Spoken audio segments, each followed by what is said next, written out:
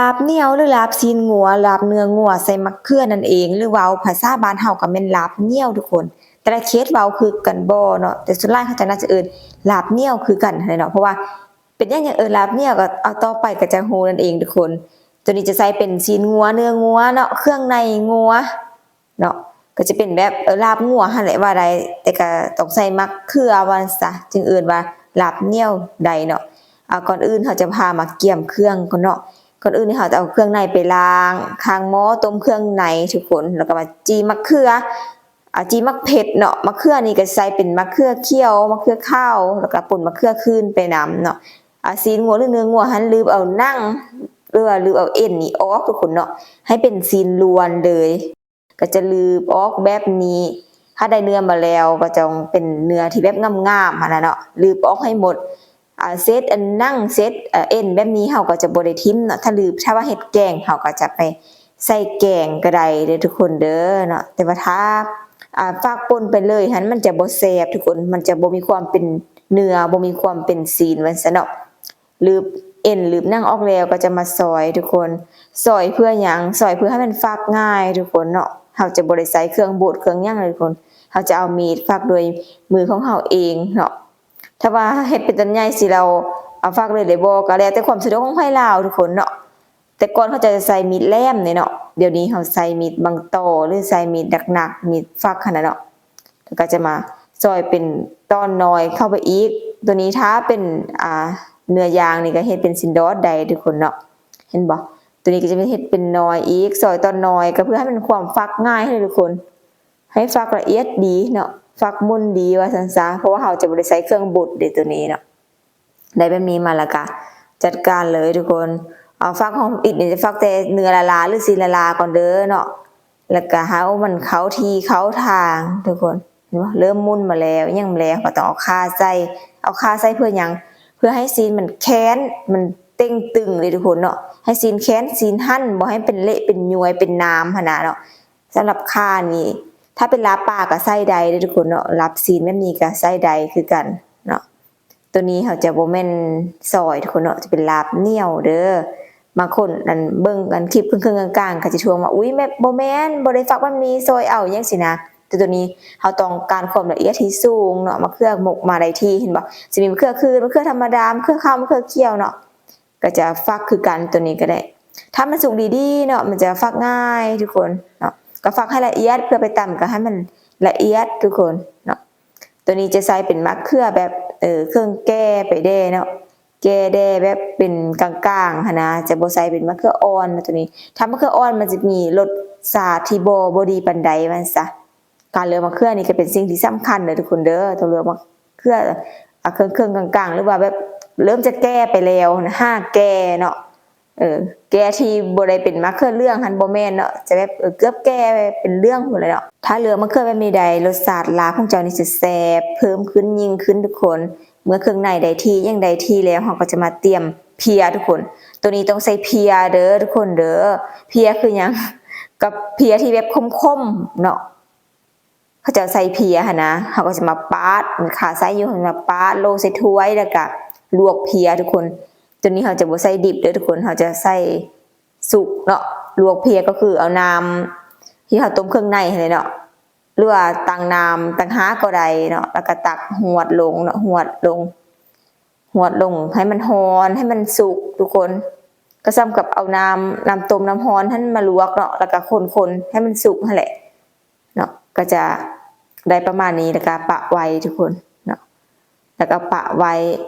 ค่ะก็จะมาซอยเครื่องในกันต่อเลยเครื่องในก็จะมีไส้มีผ้าซิลิวภาชนะตับเนาะประมาณนี้ถ้าว่าต้มโดนๆไปมันจะเริ่มโหดเข้าทุกคนเนาะเครื่องในเนาะมันจะเป็นธรรมชาติของเพิ่นอยู่แล้วเนาะซอยทุกอย่างให้แล้วเวลาเราไปซื้อซีนหรือว่าเราไปซื้อเครื่องเฮ็ดลาบนะหรือส่วนตัวก้อยแล้วเขาจะมักเอาเครื่องในไล่กว่าซีนอยู่แล้วได้เนาะจะมักเอาเครื่องในไล่กว่าซีนเพราะว่าเฮามาเครื่องในไล่กลัวถ้าไปมือที่เพิ่นต้องการสีไล่เฮาก็จะได้เครื่องในมาไล่แต่ถ้าไปมือที่เพิ่นต้องการสีน้อยหรือต้องการเครื่องในไล่เฮาก็จะได้น้อยซื้อตามตลาดทั่วไปเลยทุกคนซื้อตามตลาดสดสูตรนี้แม่นเฮาจะเฮ็ดเป็นซีนดิบก็ได้เนาะแต่ว่าเครื่องในนี่ต้องสุกเนาะ ก็ซ้ำกับเป็นลาบสุกก็ได้ทุกคนถ้าว่าเครื่องในนี่จะเลือกเป็นดิบเลยหมดเลยนี่ก็ได้เด้ทุกคนเนาะได้เส้นเดียวกันแต่ว่าสิเห็นหยังก็ตามเครื่องในข้อสุกไว้ก่อนทุกคนแม่ซีนจะดิบก็ตามเนาะตัวนี้จะเฮ็ดได้เป็น2อย่างก็คือสุกแล้วก็ดิบเนาะถ้าว่าอยากกินสุกก็ต้องเอาไปคั่วตื่มถ้าว่าต้องการเป็นเนื้อดิบหรือว่าให้กินเป็นเนื้อดิบนี่เนาะก็สามารถกินได้เลยโดยที่บ่ต้องไปคั่วเนาะเพราะว่าเครื่องในมันสุกแล้วคนเนาะซอยตอนน้อยตอนใหญ่ก็แล้วแต่ความสะดวกเลยเด้อคนเด้อเนาะเฮาเฮ็ดซอยตอนกลางๆบ่ใหญ่เกินไปแล้วก็บ่น้อยเกินไปเพราะว่าตัวนี้เป็นลาบเนาะลาบเหนียวโดยที่บ่แม่นซอยตอนใหญ่ๆหั่นน่ะเนาะก็จะได้หน้าตาประมาณนี้ทุกคนซ้ำนี้ก็ยังแต่แซ่บเนาะคือแซ่บแล้วนึ่งข้าวเหนียวไว้ท้ายเด้อทุกคนเด้อ